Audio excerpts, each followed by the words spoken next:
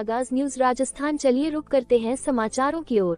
महत्वपूर्ण बात जिसपे हमेशा से कई दिनों से मैं मंथन करता रहता हूँ, विचार करता रहता हूँ, सोचता रहता हूँ। हम कई बार एक भ्रम में जीते रहते हैं। वो कोई भी व्यक्ति हो, सबके साथ ये बात हो सकती है कि हम संपन्नता के आधार पे व्यक्ति को सम्मान देने लग जाते हैं, क्योंकि संपन्नता सम्मान का अलग अलग बात है। संपन्नता से सम्मान का कोई मतलब नहीं है। सम्मान आध्यात्मिक दृष्टि से उन लोगों का होना चाहिए जिनमें गुण है, जिनके सिद्धांत है, जो समाज के लिए, अपने घर और परिवार के लिए प्रेरणादायी बन सके। हम कई बार इस भ्रम में उलझे रहते हैं कि ये व्यक्ति हमारे काम का है, ये संपन्नता लिए हुए हैं। मैंने सिस्टम में इतने दिन हो गए चलाते हुए, मैंने ज्यादातर देखा सैकड़ों तरीके के सम्मानित लोग आए। सम्मानित वो लोग जिन्होंने खुद को सम्मानित मान लिया था संपन्नता के आधार पर, जबकि ऐसी संपन्नता किसी भी काम की नहीं। अगर किसी व्यक्ति को संपन्नता मिली है, उसकी मेहनत से मिली है, उसके कर्मों से मिली है, तो वो किसी दूसरे के काम नहीं आएगी। संपन्नता जो हासिल की है वो स्वयं के ही काम आएगी। तो सबसे पहली बात तो व्यक्ति का सम्मान उसके सद्गुणों से होना चाहिए। और दूसरा सबसे महत्वपूर्ण हमारे सिस्टम के लिए बहुत जरूरी है बोलना। आज इतने साल से हम इस सिस्टम को चला रहे हैं। बहुत सारे लोग हमेशा, ज्यादातर मैंने देखा कि उनको समय नहीं होता। तो मैं जो भी लोग मेरे को सुनते हैं, मैं उनके लिए बोल रहा हूँ कि जिनके पास इस स्थान पे आने का समय नहीं है, जो आज भी अपनी प्रमुखता को बनाए हुए हैं बेवजह, ऐसे लोगों को मेरे स्थान पे आने ही नहीं चाहिए। मेरी नजर में ऐसे लोगों का कोई भी सम्मान नहीं है। मेरी नजर में उन लोगों का सम्मान है जो सुबह 6 बजे आके टोकन लेते हैं और अपनी बारी का इंतजार करते हैं। एक बार दो बार किसी की भी कोई मुसीबत या कोई समस्या हो सकती है, लेकिन मैंने बहुत बार देखा ऐसे व्यक्ति, ऐसे लोग जिनको व्यक्तिगत महत्व मिला, व्यक्तिगत वार्तालाप करने का महत्व मिला।